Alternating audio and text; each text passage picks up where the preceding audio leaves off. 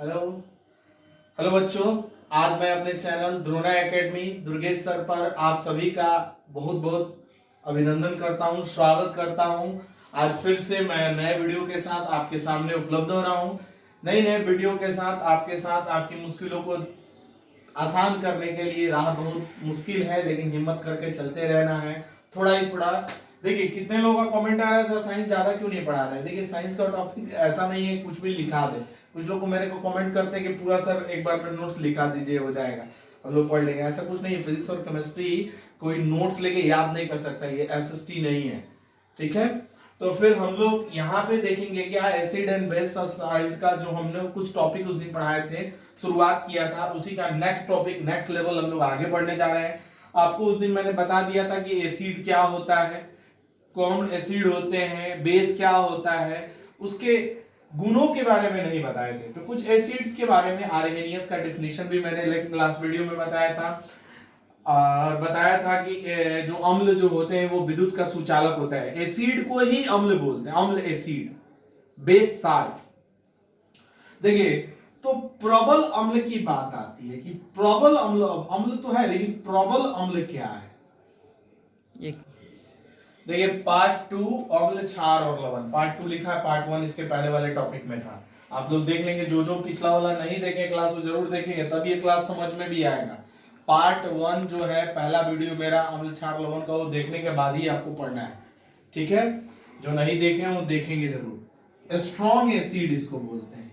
अब बताइए क्या है स्ट्रॉन्ग एसिड। यानी वे अम्ल जो जल में घुलकर लगभग पूर्णतः आयनित हो जाते हैं, मैंने पूर्णतः कुछ भी H प्लस आयन नहीं बचेगा, यानी पूरी तरह से H प्लस आयन में विभक्त हो जाएगा, थोड़ा भी नहीं बचेगा, पूर्णतः आयनित हो जाते हैं हाइड्रोजन आयन में। हाइड्रोजन आयन सबसे ज्यादा प्रदान करने की जो क्षमता होती है उसे हम लोग स्ट्रॉन्ग एसिड इन प्रबल अम्ल कहते हैं। जैसे सल्फ्यूरिक एसिड H2SO4, इसको सल्फ्यूरिक एसिड बोलते हैं, सल्फ्यूरिक एसिड, सल्फ्यूरिक अम्ल बोले। HNO3 नाइट्रिक अम्ल, नाइट्रिक अम्ल।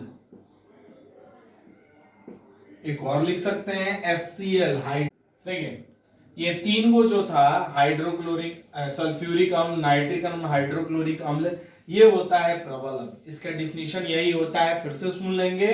प्रबल अम्ल वे अम्ल है जो जल में घुलकर पूर्णतः आयनित हो जाते हैं, उसे प्रबल अम्ल कहते हैं। फिर होता है दुर्बल अम्ल। दुर्बल अम्ल क्या है, तो दुर्बल अम्ल, देखिए ऑब्जेक्टिव में ऐसे पूछ भी देता है, ऑप्शन दे देगा और पूछेगा कि कौन स्ट्रॉन्ग एसिड है, प्रबल अम्ल है, कौन दुर्बल अम्ल है, ये भी ध्यान रखना है। इसी में से ऑब्जेक्टिव निकल के आएगा। यानी वैसे अम्ल जो जल में घुलकर पूर्णतः आंशिक रूप से आयनित होते हैं, पूरी तरह से हाइड्रोजन आयन में विभक्त नहीं होते हैं, उसे हम लोग दुर्बल अम्ल कहते हैं। क्या कहते हैं उसे, दुर्बल अम्ल कहा जाता है। जैसे इसका एग्जांपल हम लोग ऐसे ले सकते हैं CH3COH, यानी इसका नाम है एसिटिक अम्ल। हम लोग कार्बन एंड कंपाउंड जब पढ़ेंगे, चौथा चैप्टर कार्बन और उसके यौगिक पढ़ेंगे, तो इसको बहुत विस्तार से भी पढ़ाया जाएगा। फिर होता है बोरिक अम्ल, लिख सकते हैं H2BO3, बोरिक अम्ल, ये है बोरिक अम्ल, ये एसिटिक अम्ल है, सुनते रहिए। फिर होता है, ये दो को लिख सकते हैं, काफी एग्जांपल फिर बुक से देख लेंगे, ठीक है। अब आप लोग जान गए दुर्बल अम्ल क्या है और प्रबल अम्ल क्या है, देख लीजिए एक बार, फिर हम लोग आगे चलते हैं। अब एक बात आती है, बार बार हम लोग को सुनने के लिए मिलता है हिंदी में ही, तनु अम्ल और सांद्र अम्ल, बहुत बार मिलता है, लेकिन इस बात को कोई समझ नहीं पाता है कि तनु अम्ल क्या है, सांद्र अम्ल क्या है, कि तनु और सांद्र अम्ल में क्या मतलब है, टॉपिक में क्या अंतर पड़ता है तनु और सांद्र का। इसको हिंदी में ऐसे बोले, कॉन्सेंट्रेटेड एंड डाइल्यूट एसिड, यानी सांद्र अम्ल को कॉन्सेंट्रेटेड एसिड बोलते हैं, तनु अम्ल को डाइल्यूट एसिड बोलते हैं। जैसे जब विलयन में, यानी जब ऐसा विलयन लिया जाए जिसमें अम्ल की मात्रा अधिक मात्रा उपस्थित रहती है, अम्ल की अधिक मात्रा उपस्थित रहती है और पानी उसमें, यानी जब भी रहता है तो लिक्विड अवस्था में ही रहता है एसिड, तो जिसमें अम्ल की मात्रा अधिक हो और पानी कम रहता है, जल की मात्रा कम रहती है, उसे हम लोग सांद्र अम्ल कहते हैं, यानी कॉन्सेंट्रेटेड एसिड, सांद्र अम्ल, सांद्र अम्ल, कॉन्सेंट्रेटेड एसिड, कंसंट्रेटेड एसिड। ठीक है। फिर होता है तनु अम्ल, डाइल्यूट एसिड। तो डाइल्यूट एसिड क्या होता है बाबू? तो डाइल्यूट एसिड ऐसे एसिड जब विलयन में अम्ल की मात्रा अपेक्षाकृत कम रहती है, यानी उसमें पानी अदर पानी मिल गया ज्यादा, और ये जो होता है तनु यानी अम्ल की मात्रा कम हो जाएगी, उसे डाइल्यूट एसिड कहते हैं। अब कोई कहेगा कि चलो भाई मेरे पास कंसंट्रेटेड एसिड है, इसको तनु बनाने के लिए पानी मिला दो। कैसे पानी मिलाएगा? फट से पानी डाल दीजिए, पूरा चेहरा खराब हो जाएगा। उस समय इतना ज्यादा ये एक्सोथर्मिक रिएक्शन की तरह काम करता है, यानी उष्मा शोषी अभिक्रिया, इसमें उष्मा बहुत ज्यादा निकलती है। हो सकता है आप सामने रहेंगे पूरा चेहरा खराब कर देगा। कहीं भी एसिड अगर जलते हुए देखिएगा, एसिड से गहना साफ किया जाता है, बहुत ज्यादा धुआं फेंकता लगेगा, गला में फंस गया है। उसी तरह ये होता है, अगर आपको तो सांद्र को तनु बनाना है, इसमें पानी की मात्रा अधिक करनी होगी, यानी पानी ज्यादा है तो धीरे धीरे ड्रॉप से डाला जाता है, या लिक्विड एसिड की मात्रा बढ़ाई जाती है। पानी की मात्रा कम रहेगी, एसिड की मात्रा को कम करके पानी उसमें मिला दीजिए, तब होता है। पानी ज्यादा कर एक बार में आप नहीं डाल सकते। ये आप जान गए। अब अम्ल के भौतिक गुणों को जान जाइए। अम्ल के भौतिक गुण, उसमें कुछ बताए थे पिछला क्लास में। अम्ल के भौतिक गुण,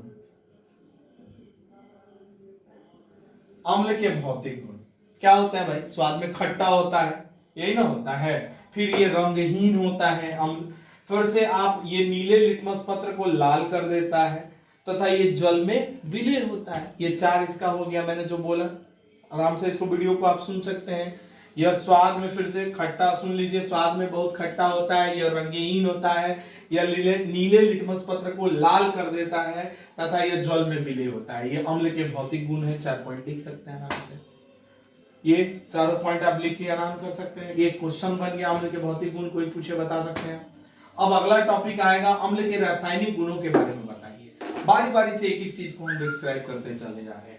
अम्ल के रासायनिक गुण, तो अम्ल के रासायनिक गुण क्या हैं, यानी केमिकल प्रॉपर्टीज ऑफ एसिड। पहला, धातु से अभिक्रिया।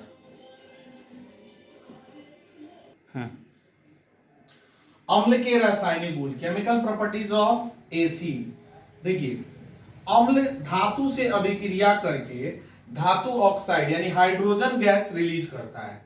अम्ल धातु से अभिक्रिया करके हाइड्रोजन गैस रिलीज करता है। जैसे रिएक्शन हम बोल दें Zn प्लस H2SO4, तो ये बनाएगा ZnSO4 प्लस H2। देख लीजिए, हाइड्रोजन गैस रिलीज होता है। जब भी गैस रिलीज होता है तो ऐसे एरो का साइन दिया जाता है। ये हमने गोल दिखाने के लिए किया था, ऐसे करने की जरूरत नहीं है। Zn जिंक हो गया मेटल, H2SO4 अम्ल हो गया सल्फ्यूरिक अम्ल। रिएक्शन जब करेगा तो ये क्या बन रहा है? ZnSO4 प्लस H2, यानी हाइड्रोजन गैस रिलीज होता है। ठीक है। और भी इसका एग्जांपल हम लोग ले सकते हैं, Fe प्लस 2HCl। मैं इसको संतुलित कर दे रहा हूं, पहले चैप्टर में संतुलित करना रहता है। FeCl2 प्लस H2, फिर हाइड्रोजन गैस रिलीज होता है। आयरन जब हाइड्रोक्लोरिक एसिड से रिएक्शन किया तो FeCl2 यानी फेरस क्लोराइड और हाइड्रोजन गैस बना रहा है, यानी गैस रिलीज हो रहा है। ये एक पहला हुआ। एरो दे भी सकते हैं, एरो अभी नहीं दिखा रहे हैं, इससे कोई दिक्कत नहीं है। फिर हम लोग अगला टॉपिक पढ़ेंगे, धातु ऑक्साइड से अभिक्रिया। धातु ऑक्साइड से अभिक्रिया, धातु ऑक्साइड से अभिक्रिया, धातु ऑक्साइड से अभिक्रिया। जब अम्ल धातु ऑक्साइड से अभिक्रिया करके लवण तथा जल बनाता है। देखिए CuO, हम इसको बहुत अच्छे से आपको बताते हैं, क्या बनाता है? लवण और जल। अब कहिएगा सर ये लवण और जल का क्या प्रॉपर्टी है, लवण और जल क्यों बनाता है? तो बहुत अच्छे से समझिए, जब आप लोग पढ़ेंगे तीसरा लेसन धातु और अधातु, तो उसमें आपको बताया जाएगा कि धातुओं के ऑक्साइड क्षारीय प्रवृत्ति के होते हैं। धातुओं के ऑक्साइड जो होते हैं वो क्षारीय प्रवृत्ति के होते हैं, यानी ये क्षार है, ये धातु का ऑक्साइड जो भी होगा वो क्षारीय प्रवृत्ति का होगा, और ये अम्ल है। तो आप लोग पहला लेसन में ही आपको पढ़ने को मिलेगा कि जब अम्ल किसी क्षार से अभिक्रिया करता है तो वो न्यूट्रलाइजेशन रिएक्शन करता है। ठीक है, यानी न्यूट्रलाइजेशन रिएक्शन कहने का मतलब उसको पूरी तरह से न्यूट्रलाइज कर देना। जैसे पेट में एसिडिटी होता है तो हम लोग एंटासिड की गोली खाते हैं, पूरी तरह से उसको न्यूट्रलाइज कर देता है। यानी जब अम्ल क्षार से अभिक्रिया करेगा तो लवण तथा जल बना। अगला टॉपिक आ गया, अगला प्रॉपर्टी दो बता दिए थे, तीसरा है धातु कार्बोनेट अभिक्रिया। यानी जब भी अम्ल धातु कार्बोनेट, देखिए धातु जिंक कार्बोनेट है, धातु कार्बोनेट से जब भी इस अम्ल अभिक्रिया करेगा तो आपको क्या करता है, धातु कार्बोनेट से अम्ल जब अभिक्रिया करेगा तो लवण, जल और लवण कार्बन डाइऑक्साइड का निर्माण करता है।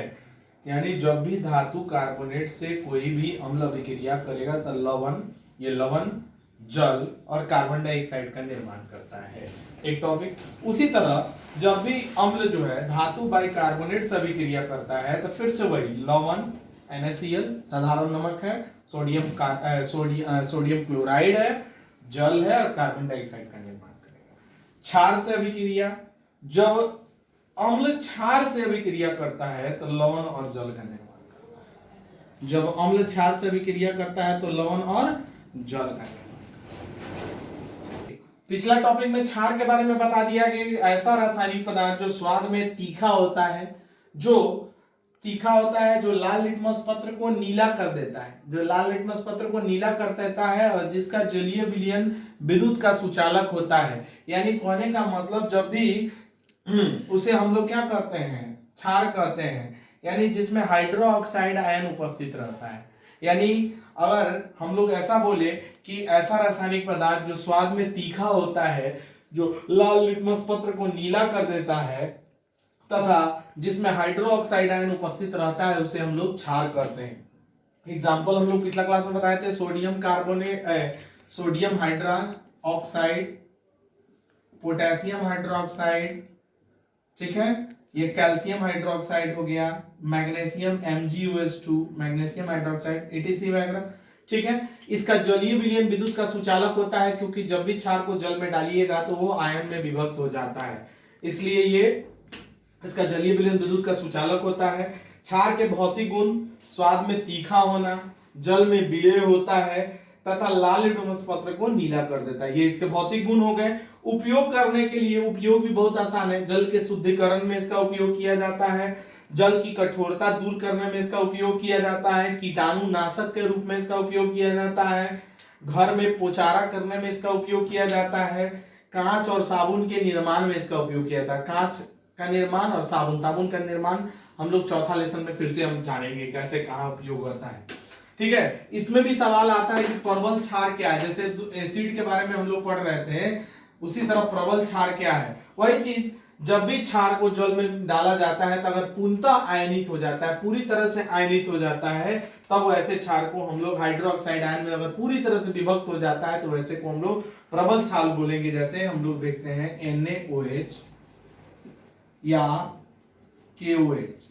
फिर दुर्बल क्षार क्या है, वे क्षार जो जलीय विलयन में सिर्फ आंशिक रूप से आयनित होकर विभक्त होते हैं, कम मात्रा में विभक्त होते हैं, उसे हम लोग दुर्बल क्षार कहते हैं। यानी कम रूप में, कम ही मात्रा में आयनित होता है, उसे दुर्बल क्षार कहते हैं। जैसे अमोनियम हाइड्रोक्साइड NH4OH या Ca कैल्शियम हाइड्रोक्साइड, ये हो गया, ठीक है। देखिए क्षार के रासायनिक गुण, मैं सारा टॉपिक पूरा लिख नहीं रहा हूं, सब बोल ही रहे हैं, आप पॉइंट करके लिख सकते हैं। रिएक्शन सबका लिख दिया है, रिएक्शन पर दिक्कत हो जाता है बोलने में, रिएक्शन लिख दिए हैं सबके बारे में, सबका फॉर्मूला लिख दिए हैं। आप उस टॉपिक को डिस्क्राइब जरूर कर दें। धातु से अभिक्रिया, तो क्षार धातु से अभिक्रिया जब हमारा करता है तो क्षार आपका एक और होता है, देख लीजिए, क्षार धातु से अभिक्रिया करके हाइड्रोजन गैस बना रहा है, यानी हाइड्रोजन गैस बाहर निकल रहा है।